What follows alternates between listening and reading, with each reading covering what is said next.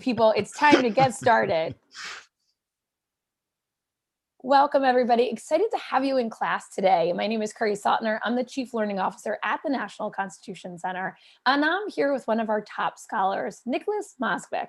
Nicholas, we have a great topic today. We call it Battles of the Branches, but for students that are learning this in school, they hear about it with separation of powers and checks and balances. So we're going to go through those big ideas today, dive deep into it, and students, as we go through, open up that chat and ask lots of questions, and feel free to share that it is a good morning here on different parts of the country that we're coming from, or a good afternoon, depending on where you are. So Nicholas, I have lots of questions, but I thought it might be easier if we start with kind of a big class overview. We're going to define separation of powers and checks and balances. Then we're going to go back to the founding, the Constitutional Convention time period, excuse me, and ask, where did the ideas come from? And how did we put it together differently in America than from other countries?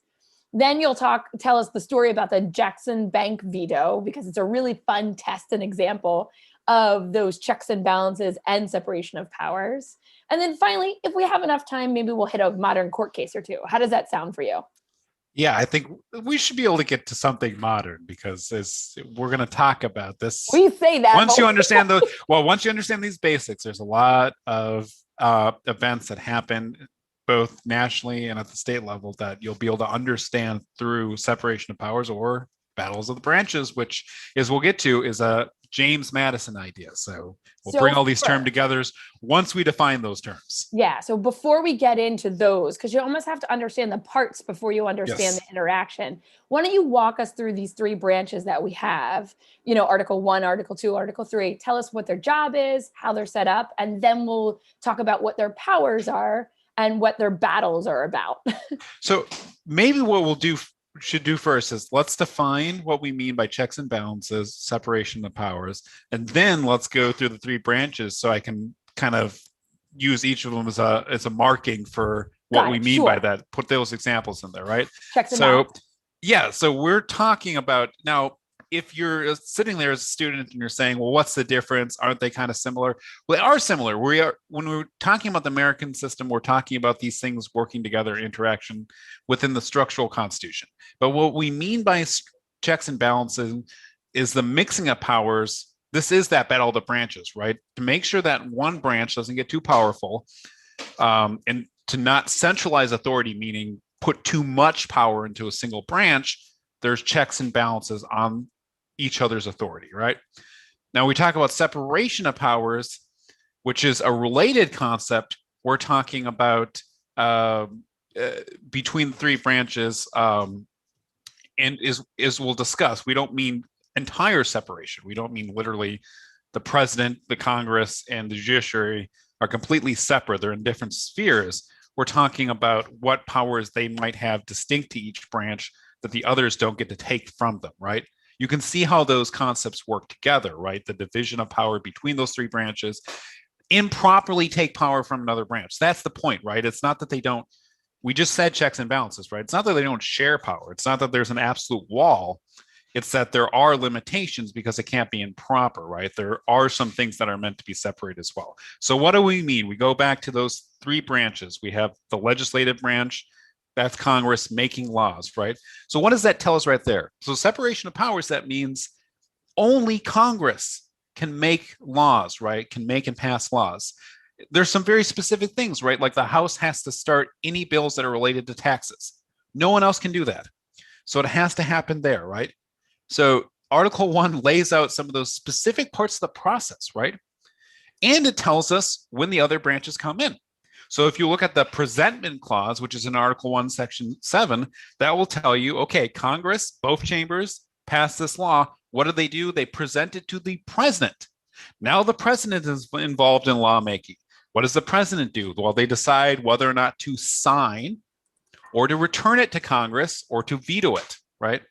They have their options that they can choose to do. And Congress can override that veto by a 2/3 majority of both houses, right? That's a check, by the way, right? So we have that separation, which is Congress makes the laws, and there are some very specific components of that process that can't be circumvented. But the president shares some authority, right?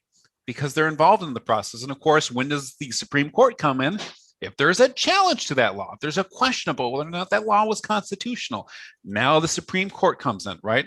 That's a check and balance. What's an example of separation of powers when we talk about Article 3? We talk about the Supreme Court. We talked about this last week, right? Independence of the judiciary is key. What does that mean? That means Congress, for instance, can't just change the salary structure of the Supreme Court in order to push it to do certain things, right? And that means they're guaranteed that independence. And under the Constitution's text, that's that lifetime appointment, right? So there's certain things that Congress can't do. So there's that separation. And then the check that they have available is that review of what the other two branches do. Now, we said the president has a check, right? They have the veto. But then we look at it the other way, right? So what does the president start with in terms of power? Then other branches get the check. Well, the president, for instance, appoints, right? They appoint Supreme Court justices, they nominate them, but then the Senate has a role called advice and consent, right? They have to okay those nominees, right? They have to vote in favor of them. Same for ambassadors, same for members of the executive branch, cabinet members, right? That advice and consent where the Senate has a role, right? So that's your checks and balances, meaning the separation is the president alone gets to nominate and decide who those people are. But once they do so, the Senate has a role in checking that authority. So does that all make sense, Curry? That's what I mean, right? So we can go through and see what kind of examples we can pull out so you can see how those terms work together, but how they're also distinct. Yeah, and I kind of visually always think about it like a three-way teeter-totter. And Yeah. so, when it's working right, you want to have, there's some movement, but you want to stay, in balance. You don't want to have a pivot from one side or the other. But I also just want to make sure our students kind of go over these big concepts again. So separation of power is when the power and the jobs of each branch are separate. So they have clear defined jobs. Congress makes the law, the president enforces the law, and the Supreme Court interprets the law. So clear Right. jobs, but then there's checks and balances is an overlap of those jobs. So Congress begins the law, but the president can step in and either say, yep, that's good and keep it going, or they can veto it and push it back to Congress. And there's a Well, push and pull, a tug of war between them, because Congress can then say, we're going to override your veto. So that checks and balances really is tension between the different branches, correct?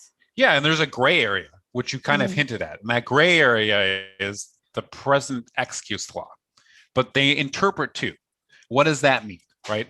Because it's that question of what does it mean to execute the law? Can the president look at a law passed and say, I actually think this is what it means, this is how I'm going to carry it out? Or in the modern era, that tends to mean also agencies, in which it goes to an executive agency who then interprets it, makes a rule, and says, this is actually how we understand that. That's a separation of powers question too, right? Because is that lawmaking or is that executive power? Which is it? There's that blending, which means that sometimes there are gray areas where it's less clear. And that's what we mean about that boundary not being strict. We're going to get to James Madison, why he thought that was a good thing. But it does also mean that the reason why we have so many court cases and questions is because we don't have that strict separation. So there are going to be these moments in which it's not obvious whether or not it's a separation of powers problem. Yeah, and now I can't wait to talk about all the examples of when we see that gray. Yes, exactly. There's a lot of that, right? I know it's such a good life lesson because life is mostly gray. It's not, it's not so clearly one side or the other. It's mostly gray. So that's what we talk about when we talk about mixed governments, right? We talk about this idea that comes from the Greeks and the Romans, but it's a little different. So yeah, but they did something a little different with it too. That's what I was going to say. They made it uniquely American. So what they meant by mixed government, we should be particular because they meant what they meant. So taken from Aristotle would have said there's three principal forms of government, right? Monarchy, what we would call popular government or democracy, and then what we would call tyranny or autocracy or something like that, right? Meaning a dictatorship, essentially. And so these are your three forms, right? Now, the whole point of the mixed government idea was that the best governments are ones that mix. Sorry, I said this wrong. So we have aristocracy, we have monarchy, and we have Oligarchy? Democracy. No, we have Okay. democracy. So the idea of mixed governments is in order to avoid that tyranny. Sorry, misstated. To avoid the tyranny, what we want to do, because all three forms of government, in his opinion, could devolve into tyranny for different reasons. Therefore, a mixed government would blend those forms of government into one government in order to have balance.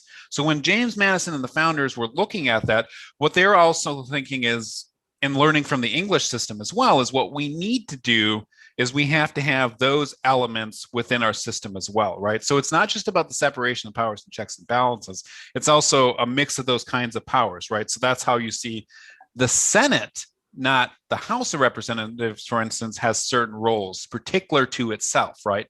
When you think of separation of powers, only the Senate gets a check on the president's nomination power, for instance, or the treaty making power, right? And so that's important, right? Because that's in the mixed government sense, that's aristocracy coming in, right? We think of monarchy, you think about principally how we define Article 2, although it's worth noting that a lot of the kingly powers, the prerogative powers, are actually in Congress. And I know that we've had some recent scholars who have pointed this out, but it's a great observation. And that tells you, right, when they said mixed government, they meant is not just, well, we'll give some of the king's powers to the president. No, no, no. No, no, no. It actually is distributed through the three branches. So that's why it matters in terms of understanding the separation of powers. But it's coming from this ancient idea of the mixed forms of government. And then what the founders did is to say, now we distributed those through those branches in order to have the most balanced system possible. Got it. And so this idea of overlapping, mixing, but also separating is to keep why all that work? I guess that's really my question is Well, like, because their lesson is they're saying, look, if it's too much of a pure democracy, we look back at Athens, we look at Greece, we look at other ancient examples, we say, well, that went to tyranny, right? But too strong of a monarchy without a check, well, we know from English history, it's not all that long ago, right? The English Civil War for them was the 17th century. That was not that long ago. That didn't work, right? But they also didn't want parliamentary supremacy either, right? So they were trying to find, okay, so we reject all those things. So what do we want, right? Well, yeah, we want a constitutional republic or democracy, right? And so that's why they're bringing all these ideas in, right? And you just showed, right, the separation of powers itself. The old theory in the Enlightenment, when starting with Locke and then going to Baron von Montesquieu, was this notion of, well, it should be strict separation of powers, right? Meaning that there shouldn't be any sharing. That's what Montesquieu thought. so And no overlap. Montesquieu no said keep them overlap. like separate buildings instead of like Uh, a house with doors in between. yeah, exactly, right? It's this notion that, and we showed Locke, right? So Locke initially, actually, his three branches of government are different. It's always interesting to know this, that he doesn't name the judiciary as a separate branch. He calls it the federative power, which actually just means like treaties and foreign policy and things like that. Those are those three powers. It's Montesquieu that introduced the notion of the judiciary as being that third branch that we really took from, and that's our modern understanding. But this notion here was that, right? Well, Montesquieu is also looking to ancient history and saying, well, okay, in modern history, whenever the legislative and executive powers are united in the same person or the same body, there can be no liberty, right? If the judiciary power is not separated from the legislative and executive, there can be no liberty, right? All we have is oppression. That's what happens. It's necessarily going to be the outcome of that kind of mixing. I know we also showed John Adams, and John Adams is taking those lessons and saying, yeah, separation of powers prevents absurd judgments and ambitious and avaricious behavior amongst self-serving members of the government. In other words, it kind of comes from that assumption of we're going to have leaders who we need to control because a lot of them are going to be self-serving. They're going to have bad behavior. How do we control that immoral and undemocratic behavior, right? Got it. So Madison's different, and that's what we're going to get to, right? Yeah. So just for the students, because they got a little lost there for a second. So let's pull it back together. Yep. So the idea is by taking the power and separating it into three branches that then had almost like that they're almost, and I love this graphic, they're like tied together. So they're trying to cross a river. They each have a job to do, but they're roped together. So if one of them goes down, they all go down. So they have to work together to be successful. And so this idea is if by separating power and giving clear definitions of what their role is, but then by overlapping secondary issues with their role or secondary parts of their job to be able to get it done, they would have to work together. And also would be able, if one got a little too crazy, the other ones had ways to pull them back and check on them. So it's a kind of the easy breakdown of how to say it. Does that sound right, Nick?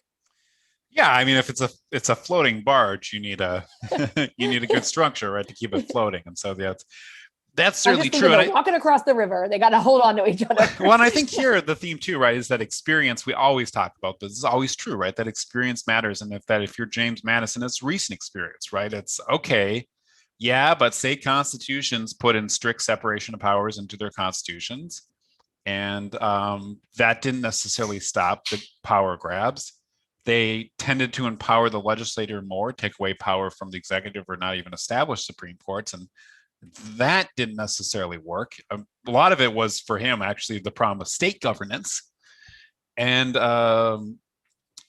so he had a different sense of separation of powers, right? So then Madison is like, look, I mean, if you just put text in that says you have to strictly separate the branches, that's not enough.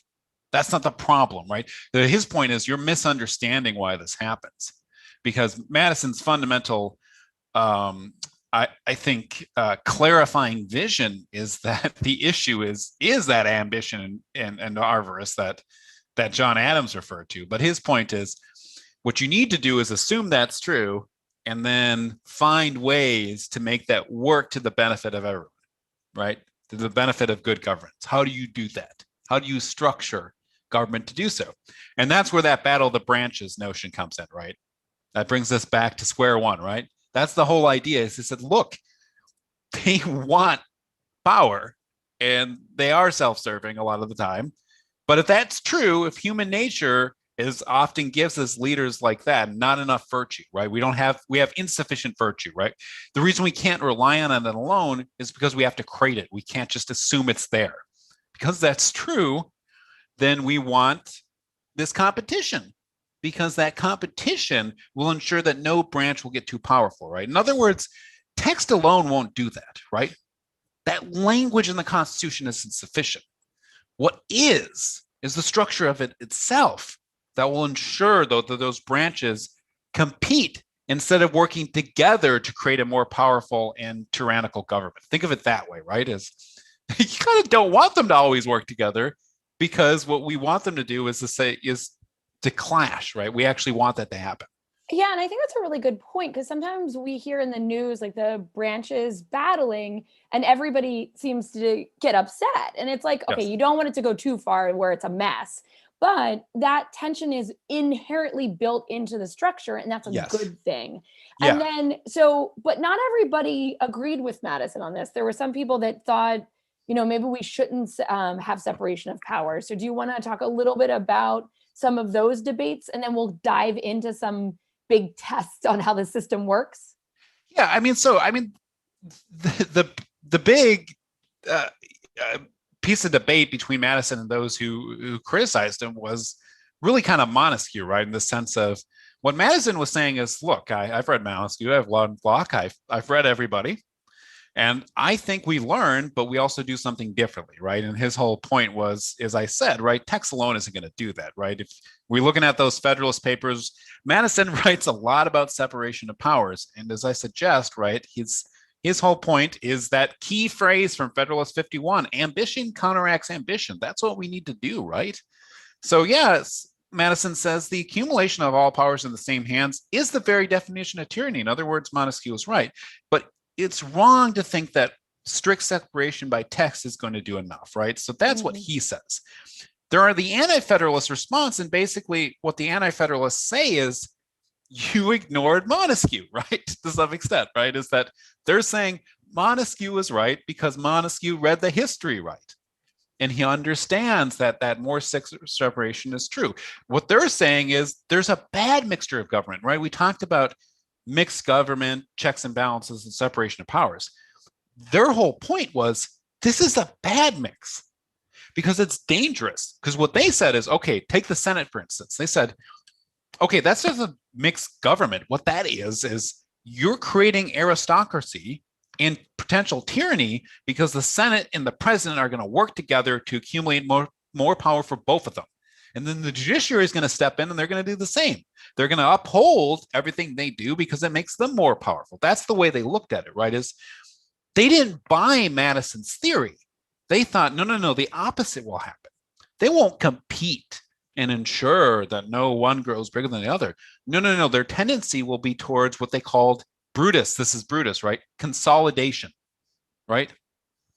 That is the word. And so that what they said is in other words, they saw the same argument a very different way. Yeah, which it could have really went either way, but Madison was banking on healthy competition is yes. innate in people and that people will do it. Now, it's what you're saying, right? This has to do with assumptions.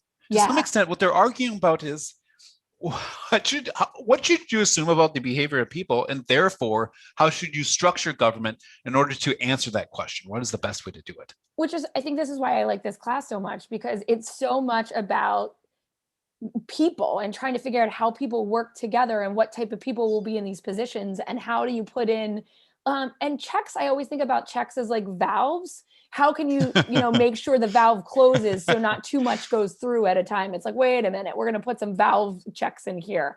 Now there's big tests on this. There's a few big tests on this and we have about 9 minutes left. So which one do you want to jump to? Well, let's do Jackson so we have enough time to get to some modern day questions because there are lots of examples. Here's the whole thing is that we have countless amount of cases historically we could talk about. Even Marbury versus Madison, they're all in there. Yeah, from last week, even Marbury versus Madison, you could say as a question of separation of powers. I bring that up because Jackson is still in some ways wrestling with that question. It's the one we bring about of judicial supremacy. In other words, this notion that under separation of powers, there was a rejection of many of the notion of judicial supremacy because what they said is, okay, fine. The Supreme Court can review acts of Congress and the president and the states to make sure that they're constitutional. But they're not the final say because we all have a role. We have to check the Supreme Court. The Supreme Court can't be the final say, right? And their point in part was that if you think popular sovereignty is the basis for this whole government, the notion of we the people themselves are the ultimate holders of power, then that theory doesn't make any sense. We need to be, there has to be a check on that court then, right? That's the way they looked at it, in other words, right? So that's part of what's animating Andrew Jackson. What is the bank war, right? Well, we've talked about the bank before because we've talked about McCulloch versus Maryland that upheld the bank, right? That was the second bank in the United States.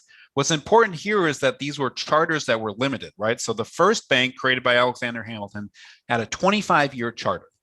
The second bank had a 20-year charter, but its president got into a feud with Andrew Jackson. Andrew Jackson did not like the Bank of the United States. Andrew Jackson did not like Chief Justice Marshall or the McCulloch opinion because he thought that was wrong. And so Nicholas Biddle, who was president of the bank, a Philadelphian, thought him and his allies, who Jackson's opponents, they had enough power to recharter the bank. So he was pretty certain about that. So Jackson took this as kind of the re-election fight, right? He was running for re-election in 1832. And so he vetoed a bill, right? So Congress passed the bill to extend the charter of the Second National Bank. And Jackson vetoed it in July. And then he made all these arguments I just mentioned very clear. He wrote this veto message clearly to present to the people, right? And to give all the reasons. This was meant to be read. And he said, well, you know, what I think is that the bank is unauthorized by the Constitution. It's subversive of the rights of the states and dangerous to the liberties of the people. And I felt it was my duty at an early period of my administration to call to the attention of Congress the practicability of getting rid of the bank, essentially, right? He called it odious. And he said that Look, all the advocates for the bank maintained that McCulloch said that it was okay. He said he cannot assent to this conclusion. Mere precedent is a dangerous source of authority, should not be regarded as deciding questions of constitutional power, except where the acquiescence of the people in the state can be considered as well settled. In other words, the people in the states both needed to okay this. It wasn't enough for the court to just say this, right?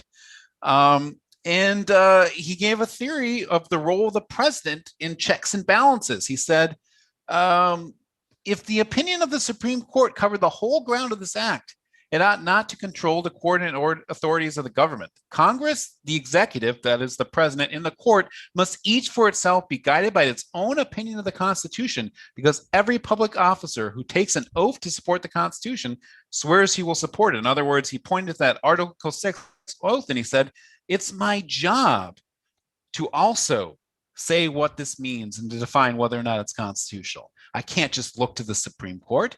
And that wouldn't be doing the duty to the people or to the states to do so as well. In other words, our system can't just rely on that, because that's the whole purpose of checks and balances. Okay, so now they're like, this is like a war. This isn't a battle. This is a Yes, war. yes. And it's like, That's why it's called the bank war, right? yeah, it's Congress, it's the judiciary, and it's Jackson, and they're coming like flying to this explosive point. Who wins? What happens? Well, it's hard to say who wins, right? Because Yeah, Jackson exactly. kind of wins. Because what happens is that ultimately, yeah, Jackson vetoes it. The bank doesn't get rechartered, but it's still around because remember, they were just trying to extend the charter. And what he does is he orders his Treasury Secretary to remove the deposits from the banks to state banks. And his Treasury Secretary says no. The next one says no. And then Roger Taney takes over, who was already in government as Attorney General. And he says, yes, Roger Taney will soon be on the court to replace John Marshall. You're seeing there's a reason for that, right? That Andrew Jackson also more or less rewarded Roger Taney, who supported this action, by putting him on the court. And certainly, I would say certainly hope that Taney would not necessarily be Marshall in terms of his view of congressional power. But shortly thereafter, there was a panic in 1837. So Martin Van Buren was the next president. He had been Jackson's vice president. Before leaving office, Jackson issued something called the Specie Circular, which just kind of had to do with the backing of deposits in banks. Specie meaning gold or silver coinage. And there was a panic, right? There was a depression that lasted roughly 6 years.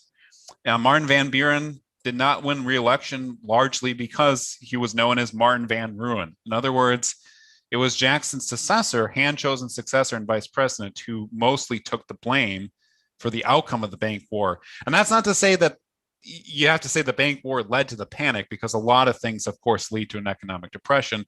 But its legacy is complicated by the fact that there was an economic depression. A lot of people blamed those actions for it.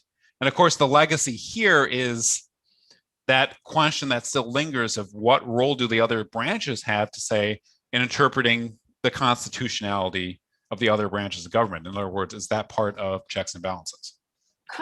Unbelievably fascinating. So when we think about kind of, again, the big idea for separation of powers, checks and balances, we look at three branches of government, all having clear defined roles, but then counteracting with each other. Now, we always think about this. We only have like 2 minutes left. So we always think about this on a national level. And Yeah. Nicholas, you always point this out. And I think it's so important for students to look at this on a local level as well. So can you kind of break that down for us a little bit more? Yeah, so I mean, the last year has certainly brought that out a little bit more because of some of the restrictions that were put in place for the coronavirus pandemic. But yeah, it's worth keeping in mind that, of course, the state constitution, state governments also adhere to separation of powers principles, right? And not all state governments, therefore, are also the same, right? There's some variations on how they do this. And Curry is showing you three examples. And in 2 or 3 of these examples, the state Supreme Court struck down orders of the governor. Now, in the case of Wisconsin, the first time the orders were struck down by the Supreme Court in May of last year is because the health secretary, essentially what they said is she exceeded her powers because the legislator never had a role in okaying these, right? In other words, that was a separation of powers issue because it was an agency that was doing this, and they were doing too much, right? They were exceeding their powers given by the law. And then this year, they struck down the emergency mask mandate that was related to an extension of the existing emergency, because basically what they said is, well, the state law says that the governor can only declare an emergency for 60 days. Then the legislator has to step in and say whether or not it keeps going. And so it can't go on indefinitely. We saw similar orders struck down in Michigan. Again, this has to do with the state constitution itself and an interpretation of not only the state constitution, but state laws, right? That because it tends to be that state legislators have given this emergency authority at some point to the governor, and then they used it this last year to issue public health emergencies that were often extended. And then there was related orders to that, like mask mandates that came from that same set of emergency declaration and powers. So there's all these state law questions. The thing, of course, that's fascinating about them is that they use Madison, right? The thing is they are talking about state constitutional law, but they're also still using the principles of the Federalist Papers and those same sets of debates we all just talked about, right? That's still going into there. The Pennsylvania Supreme Court actually did the opposite. They upheld Governor Wolf's emergency declaration last July. What's interesting there is just this last week, there was a constitutional amendment that passed, I think, 54? Two amendments. Oh, yeah, two amendments. Yeah. Yeah. But they both passed. They're separate but similar in the sense that one has to do with the length, and then one has to do with kind of just the general power of the legislator to be able to check emergency declarations. But the big idea there was the governor alone cannot do this. The legislator has to say, and I think the second one was saying it's not 2/3, it's a bare majority who can pass this and can do this, right? To say yes or no, this emergency can continue. What's important to keep in mind is the coronavirus certainly highlighted these issues at the state level, but of course, pandemics aren't the only thing that leads to emergency declarations. A great example in a lot of states throughout the country is the opioid epidemic, of which there have been many, many extensions at different states in terms of continuing a public health emergency. So that in and of itself is its own question: is can the governor just year after year after year extend a health emergency, or does the state legislator need to act? That's a separation of powers question. And this is what I love about this class, is that it helps explain how the power is distributed, what jobs everybody has, but also at the same time how it can be changed, not just the tensions, but how those power differences can be changed over time or by amendments as well. Which but now we know Congress can do too, right? Yeah, exactly. Well, I was thinking when you talked about it earlier, like somebody had asked last week in class, Congress can change how many Supreme Court justices there are. So is that a separation of powers question? I think we talked about it briefly because there is that argument, and that goes back to both 1937. I said the report of the Democrats themselves, the Senate report that said the FDR plan was unconstitutional.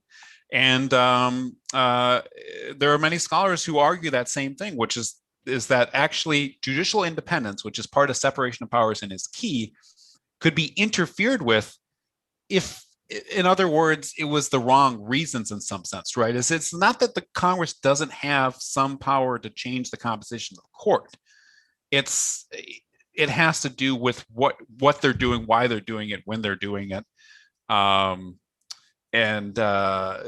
yeah, in other words, you can interfere with it no different than threatening salaries. Think of it that way, right? It's that same principle as Congress cannot use its legislative power to threaten judicial independence. That's the general principle. And if they're expanding the court to threaten the independence of the existing court, that would be a separation of powers problem. And then the court that exists would strike it down, which I think is maybe. I mean, talk about looping in on itself on that one. So what a great class to kind of understand Yeah. why we have this system, and to also Well, when we watch. if you really want to get meta, Curry, though, the problem is, do Supreme Court justices have standing? Who would sue?